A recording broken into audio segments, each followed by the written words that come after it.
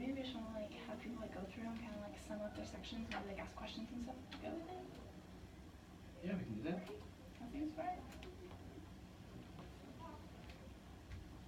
I'm still going on. What? I'm still logging on.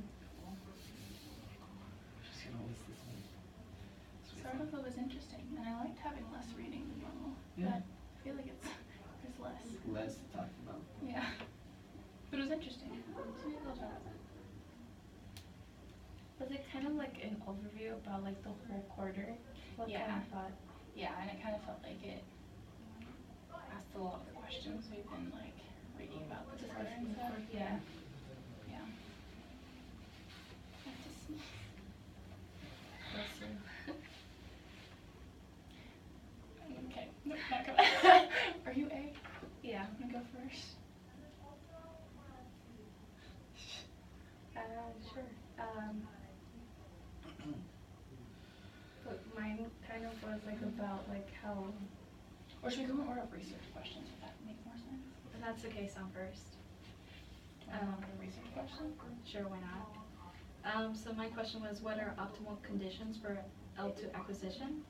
And it just like for what I remember just reading my section, it was just about like things that affect the education experience and how L2 EL students acquire a second language. And so a lot of things, I remember it talked about like how there's no one best way to teach specifically EL students. Like every student's unique and every student has different, like all these different variables are vary from student to student. So like it just talked about like, let me see, like for example, like, you know, your community, home, the educational experience your parents had, and things like that. That was basically what that's what I remember from reading my content at the moment. And so yeah, it was like home environment, and like I also talked about like the different kinds of programs there are. So like I remember we talked about that. You know, there's like the immersion and like those different. So it also brought a little bit about that. Did it say which one's like what now? I forgot. So I feel like there isn't like this one works better than the other. I think it depends on the age of the student. So like you meant, like we know that the younger you are, the higher the ability you have to like learn the second language easier and whatnot. So they just talked about like the what was it called? I can't remember. So like it talked about like the preschool programs, and it talked about like the can't remember. That's okay. It's okay. Yeah, Which yeah. one was the one that you, like what was the stuff you wanted to know more about? The what? What were the ones you wanted to learn more about? Is that two? Two. That will give a 3, 2, 1 thing. Oh. Let me. What's the difference between a two-way student and a transitional bilingual student? Do you remember? If you look at your thing.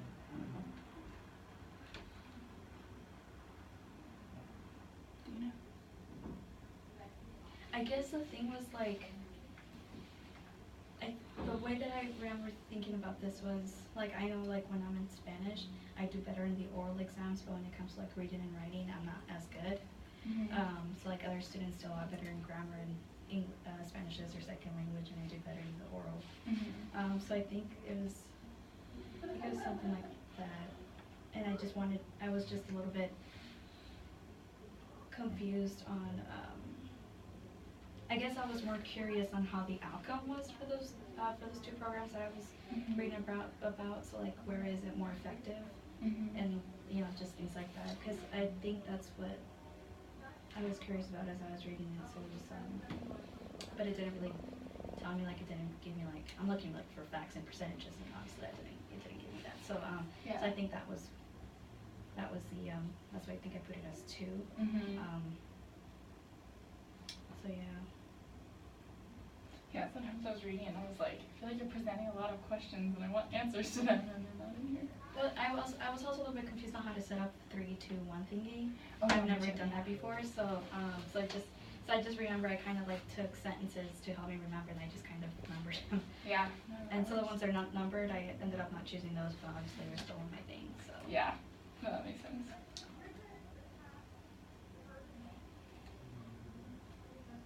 And what was your question again?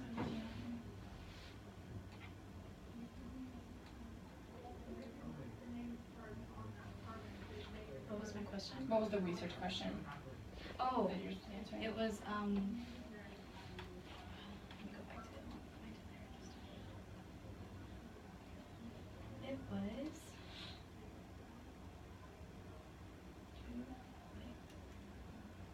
What are optimal conditions for L2 acquisition? So that was just like, home environment. That was another one. ELL education programs, characteristics of instruction, and things like that. So it just talked about like what influences instruction and like, what educational experience your parents had and things like what things like that. I think I had two. I had three. So the research question that my section was on was what are the characteristics of excellent or unsuccessful L2 teachers, which I thought was interesting. Of what? Of L2 teachers. Oh, okay. I thought like three things are really important. So teachers expressed that they needed more training in L2 competence focused on pedagogy, how to simplify grammatical and lexical items, how to teach, how to use context to infer meaning of words, and how to recognize and correct student errors. One thing I don't know, made me feel a little bit better about what we're doing is I feel like at least I'm starting to be taught some of those skills in the 432, in terms of how to simplify grammatical and lexical things, and I don't know, it feels like the program's focused on that, so that made me feel a little bit better when it was teachers say they need this, and I feel like we're in a program that's at least kind of trying to do that.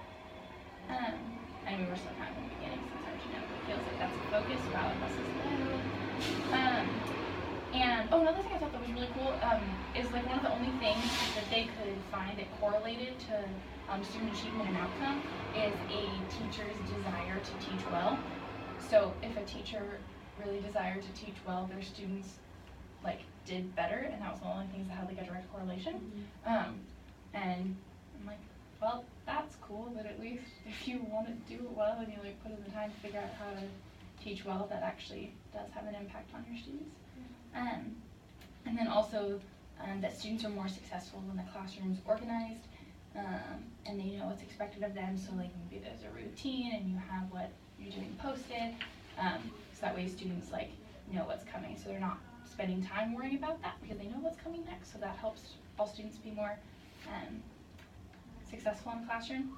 And then things that are unclear, in I think it was in the first paragraph, talked about L2 competence and metalinguistic awareness, and it said it had an effect on teacher quality, and I don't know what L2 competence and metalinguistic awareness means. Metalinguistic awareness. That's in the first paragraph. Of my section. Of your section. Oh, I see it. Yeah. I was reading it and I was like, I can't figure out what the whole Meta or meta? Meta. M-E-T-A. It says awareness refers to the ability to objectify language as a process as well as an artifact. The concept of metalinguistic awareness is helpful to explaining the execution and transfer of linguistic knowledge across languages. Code switching? Okay. So it's understanding what language is and how you're using it? Is that kind of the idea? Maybe it's because right here it says student output as the basis.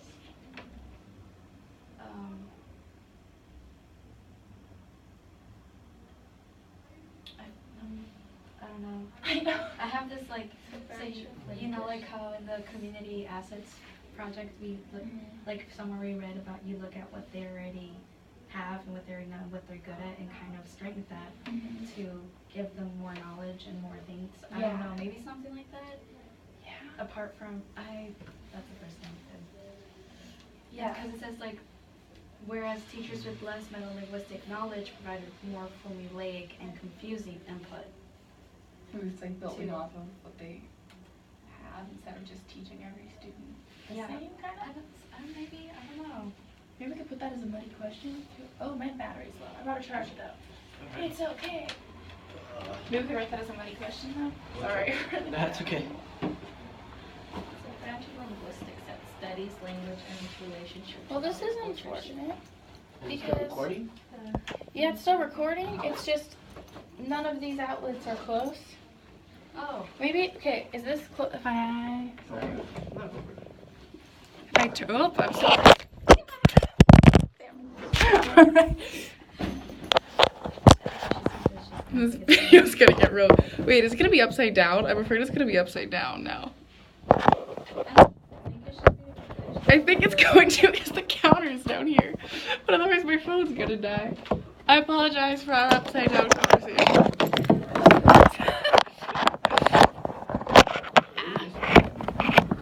Can I see? Nope, we still can't see this. Alright, so it's at 11:35, so I'm gonna guess we started talking about that around 11:30 about what metalinguistic is. she won't mind it. It's upside down. No, that's She'll fine. just fix her computer. It's creative and fun. It's really fun. And the other thing I have to talk about at the end of my section that I kind of wanted more information on, is it was talking about how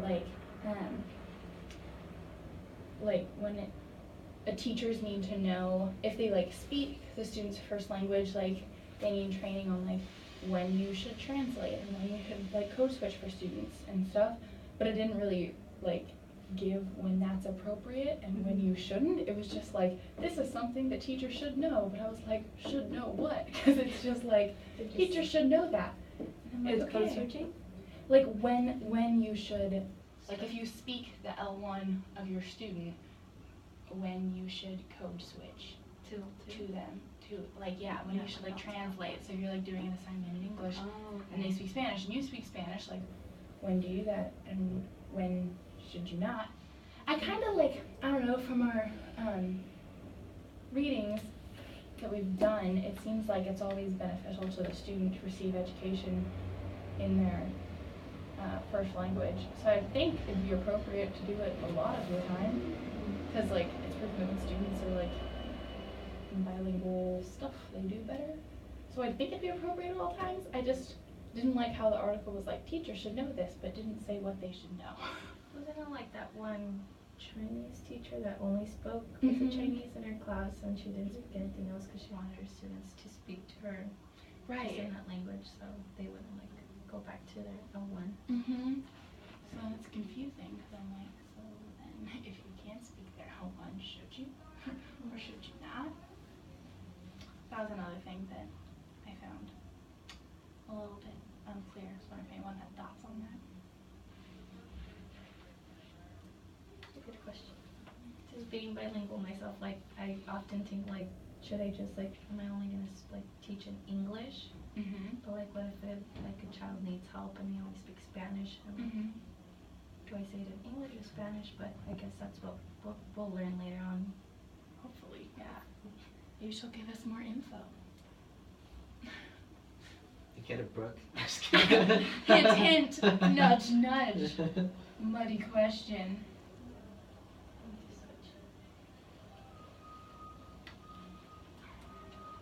Yeah, because it's with the, because I feel we were talking about the Chinese teachers only spoke Chinese, and it's that would seem to be beneficial for the students, but they also received half education in English. I'm so if you're their only teacher all day long, and you speak both languages, could they associate you with both languages and have that be fine? Because she was I want them to only associate me with Chinese. But if they don't have two teachers and you can't be the English teacher and they have a Spanish teacher, should you be both?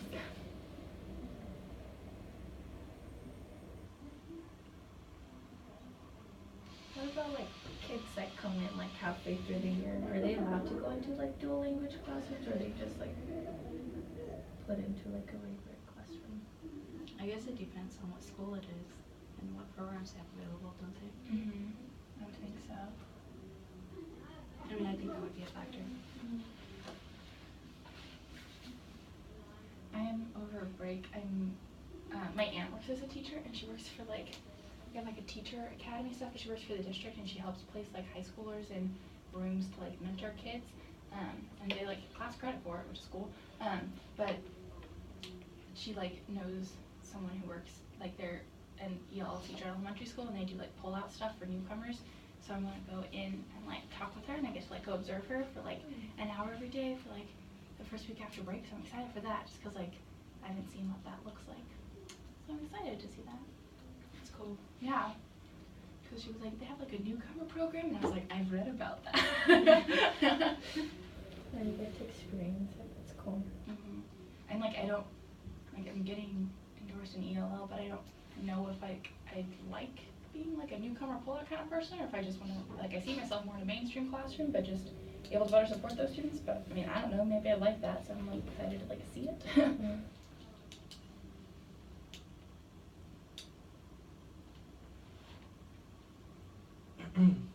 So, my section basically talked about different policies and how like each of them have influenced somehow educational policies around.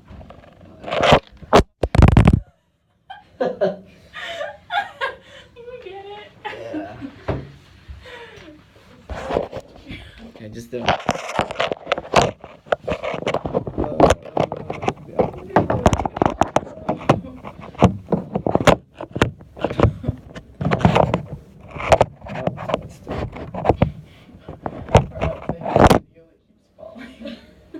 I mean, It's yeah, fine. We will okay. see. I think we'll be able to see. Yeah, we're good. And so I talked about one of the biggest policies is the No Child Left Behind Act, and how it's basically just like a general inform of tests and forms that students must take, L2, L1 learners, and it just talks about how their assesses on like English literacy, mathematics, and science in every year, and how this program basically bases itself on how it creates its policies and stuff, and the test is like scientifically based research. So So much wrong with that. so based on based on the results, they made different policies and changed it up. So that's why you like the labs 10 years have been switching and switching. Yeah. I found it really confusing that like they make stuff on scientifically based research, but then it seems like everything that we've read about them doing with like bilingual education and stuff is like completely against what research says works for students. So I'm wondering what their scientifically based research was for like all the stuff they did with bilingual education, especially in the beginning, like early 2000s. Like, what research were they using? Because it feels like it's against a lot of research we've read about. Yeah, like I only ever heard of the name, and I never really paid attention to the act until this class.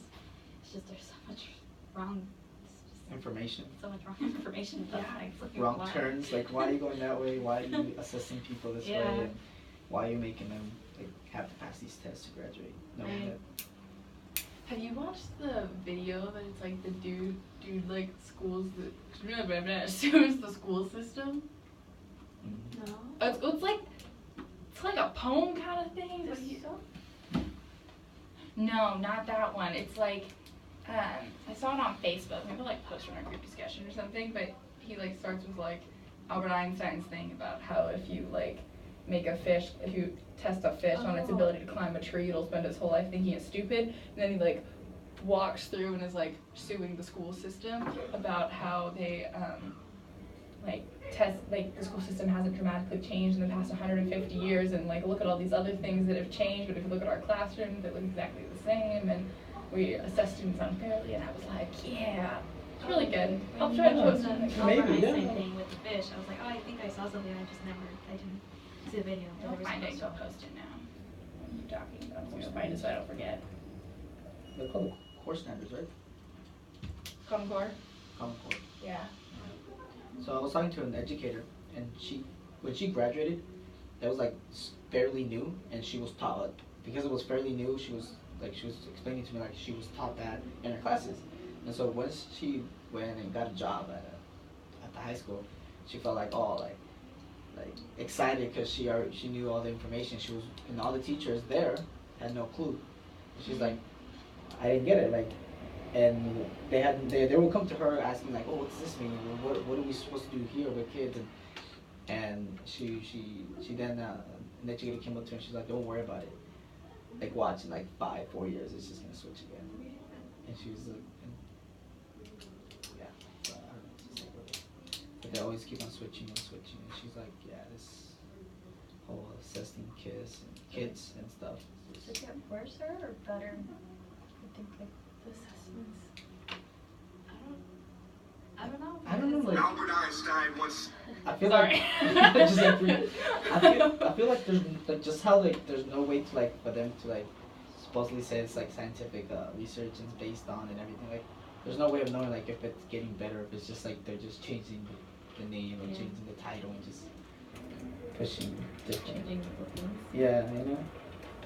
Maybe. Like, at least the standards, I haven't read like all of them out there, but I've looked at the math ones a lot, and they don't seem like that unreasonable, but the way they test whether students have achieved those standards, like all the state testing looks terrible, but the standards, I'm like, I mean, I haven't looked in depth at all of them, so I might be wrong, there might be terrible ones there, but there's nothing that I've been like, oh my gosh, that's unreasonable, but like, the way they test it and what happens if they don't pass those tests is all ridiculous, at least from what I've seen. I think the whole like if they don't meet a certain like score that they evaluated as they feel like it's normal, then they can't proceed or they can't do certain things in education. That's what I don't like.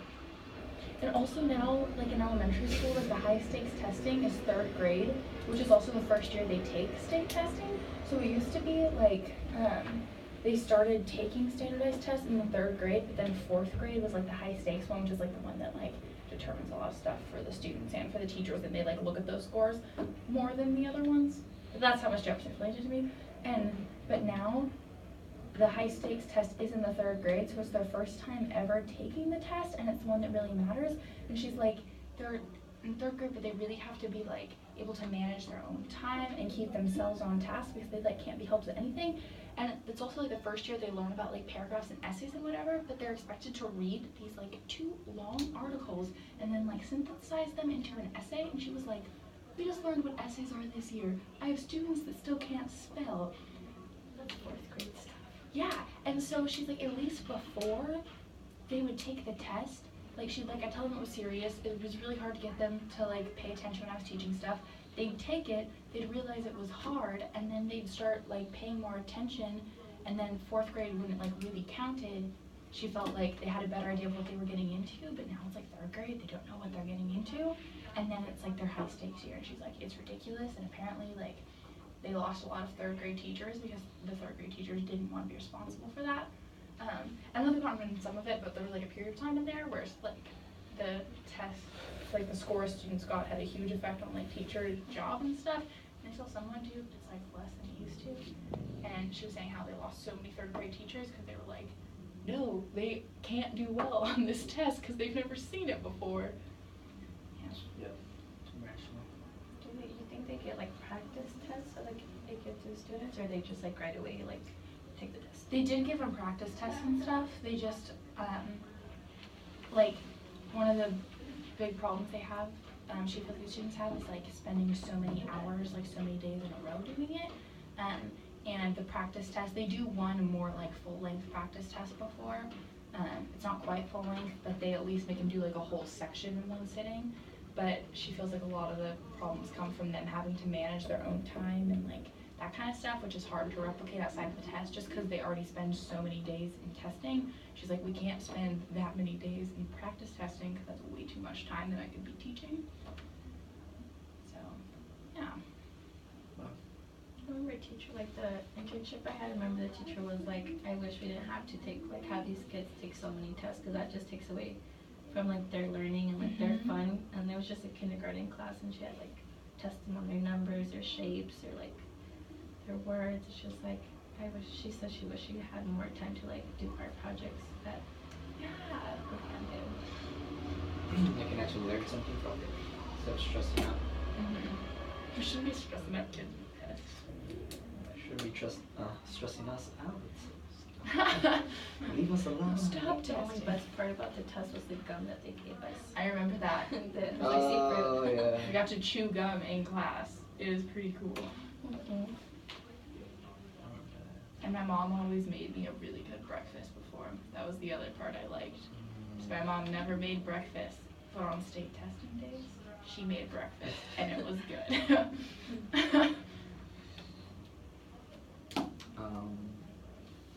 What did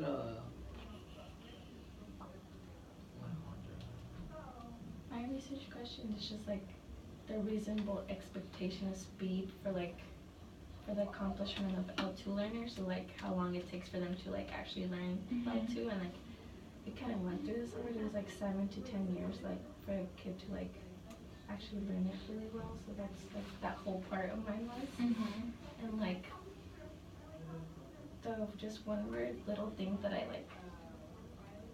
remember from it was saying that like children from homes who only speak Spanish learn L2 English vocabulary faster than children that learn with like Spanish English homes don't. So I was like, why is that? But then I went on to saying that Spanish only children scored lower than the Spanish English peers. That's really interesting. I wonder. I was like, how? Yeah, I wonder why they pick up on that vocab faster. Okay, so Spanish only pick up vocab faster than their Spanish and English? Is that? Than Spanish England children, like at home, like Okay. Spanish only and Spanish only at home, like. The Spanish only pick up English vocabulary faster than the Spanish English. Oh, interesting. Huh. I was like, okay. I wonder, like, if they know why that happens. I was like, yeah, that was like, kind of like the question I had. I was like, how is that possible? Yeah. I also wonder with, like, yours and that, like, 7 to 10 years for like someone to become fluent in L2. How does that line up with No Child Left Behind being like, we only do stuff on scientifically based whatever, but then on their second year, students are expected to perform at grade level on tests. How are they saying it's scientifically based research?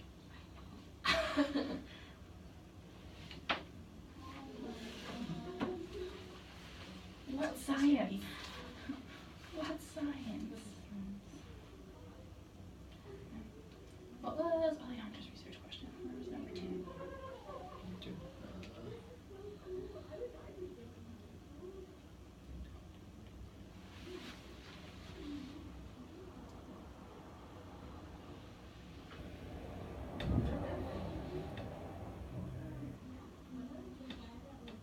Another interesting thing about my topic is that there's no foreign language policy in the States. Really? Yeah, there's no national policy on foreign language learning or teaching. And the No Child Left Behind does not mention any foreign language teaching. And it says that it has been reported to have effect and de-emphasizes the L2 learning from English speaking, but not including it in the test subjects. So that was yeah. There's no foreign language. I don't know if they're planning to, or they just. It's like a huge population of students and it's growing, so it's interesting that it doesn't. There's no. Yeah. Well, the article was from 2013, so maybe. Maybe. You know what? Look it up. Just look it up. You could look. Yeah, Foreign look policy? it up. Yeah. I'll look it up. Okay, you got it. Wait, foreign policy of what? Foreign language. Foreign language policy, okay. Education policy.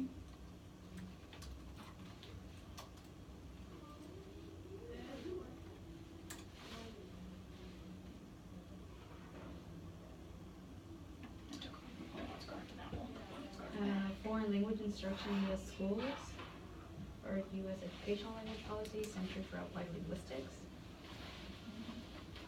Does it have a date?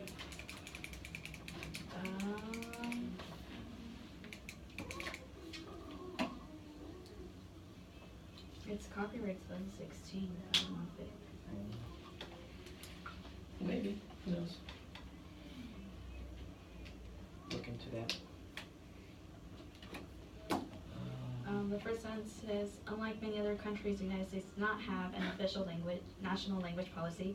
Educational language policy in the country is largely the result of widely held beliefs and values about immigrants and patriotism. Yay, patriotism. Huh. So I guess It's still current. Yeah, but nothing prohibits states from having one or official languages. So there's no policy, but states are allowed to have a policy.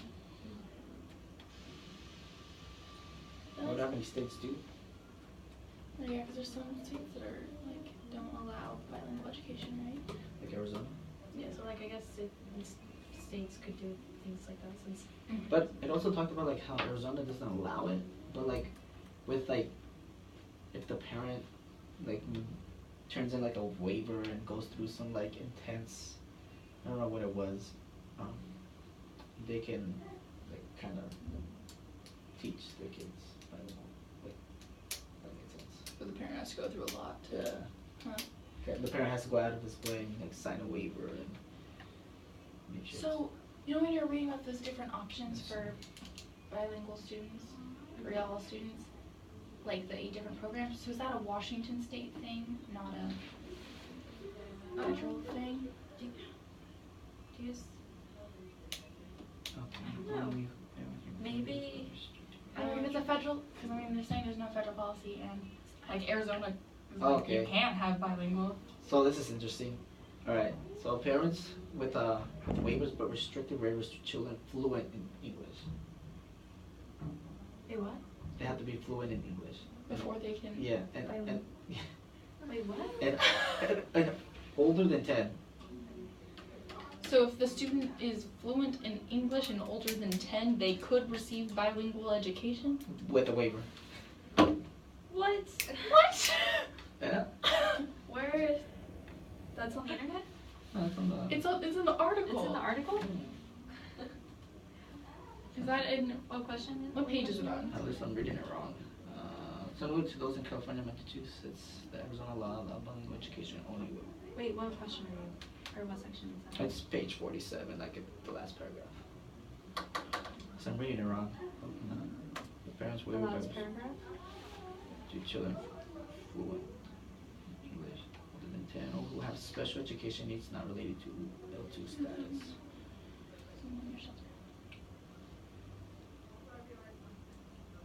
Policy based on research. But restricts waivers to children fluent in English older than restricts. 10 Oh, No. so I guess children who are fluent in Yeah. English can get bilingual education. restricts them to getting a waiver to get to it. No? Okay, the Arizona Okay. law allows bilingual education only with parent waivers. So If you're fluent in English, you can't. Yeah, restricts you from getting to the Yeah, bilingual so. program. restricts waivers to children. Okay. Okay, that makes sense. Okay. Okay. Because it was the other way around, that was crazy. It's still crazy. This. Just less crazy. Well, I don't know. Sarah?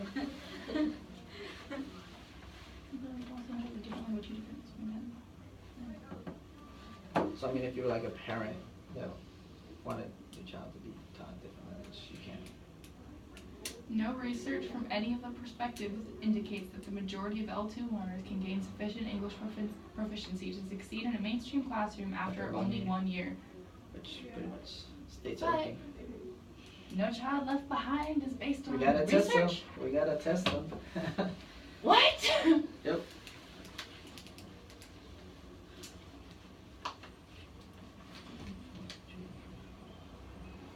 So really, our policy is just screwing over a bunch of kids. I feel That's like- what I've learned. I feel like the policies have just like been created as like to be like, okay, as we go, we just keep on creating, and as they keep on creating new, like they're leaving kids out, like certain kids, and then they just forget about them, and they just keep on going. Have you seen anything about the new It's just like, education secretary that Trump picked? what Oh, happened? God. Yeah. Well, he like picked us. Yeah, I forgot her name too, but doesn't look. She doesn't look very qualified. No, she's like never been a teacher. She's never been in a classroom. Her kids all went to private schools. It's like she just has very little experience with public education. Now she's in charge Of everything. of public education. So that's ideal. I forgot that he was president-elect, so. I try to block that out of my mind too, but then sometimes it comes back to me and I'm like, ah! Okay. Ignore Trump, sorry. Oh yeah, I saw that somewhere on Facebook. My friend sent me a thing and I was like, great. What's your name? I don't remember. It's just some white lady. Trump. Oh yeah, I think that's her.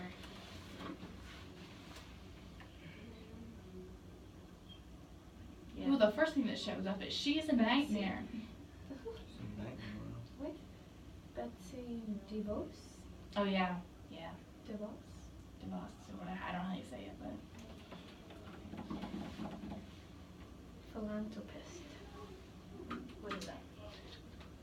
Philanthropist? Philosophy? Something?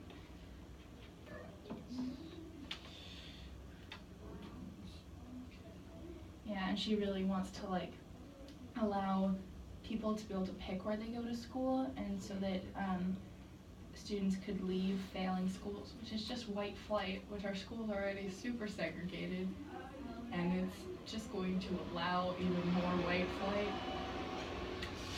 Because she's big, like, people have to pick their schools.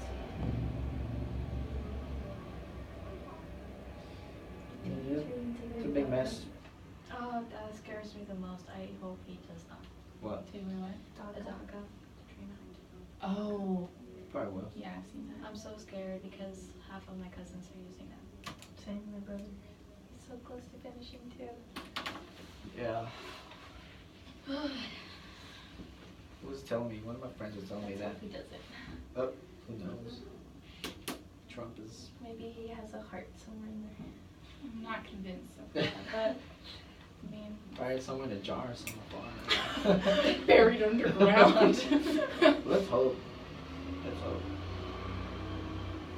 'Cause I think instead of education moving forward, it's gonna go backwards with him in office. Yeah. A lot of people are like scared though. Yeah. And one of my friends, well, he was gonna get married. He's documented, right? But his wife, his fiance is down. And so they were thinking of getting married like a couple of years from now. But I think they're gonna like speed up the process and try to get married this coming year because they don't know if. Yeah. Yeah, I have a friend and her boyfriend's undocumented, and she's like, one of her things is traveling, but now she feels bad because apparently his fear is not being able to travel with her. So it's very uncertain what's going on. Yeah. Well, I we're can on. imagine how it is. Now I'm just reading stuff about her, and every time I read Yeah, it, okay. Alright, What are our muddy questions? basically the two from Brooke and the why do children from homes from only Spanish is spoken learn vocabulary faster than children Yeah. from Spanish English learners. That was interesting. Yeah, yeah. I was like, what is that? So I got 3. I'm just gonna write like 4 more. Call it a day. Yeah, get it. 4 I more? was like, we only need 3. How many have you been writing? Just like muddy question. What is Orlando gonna eat tonight?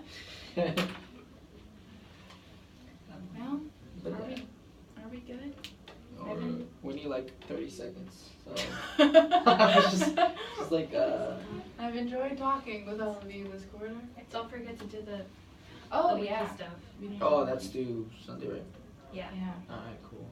I did 3, so that means one of you don't have, like, now only one person has to do 3. Oh. Because apparently it's like 2, 2, 2, 3, 3. So. Wow. Nice. I'm gonna do 4. I'm just going to do the entire thing I'm gonna do, like, the because he very wants to end. one up all of us. So you had to turn it in like separately too, huh? Yeah, I didn't. I didn't know that either. Until she messaged me. Yeah. She emailed, but I'm like, I know, it seems kind of funny Cause I went- because it's a link. yeah.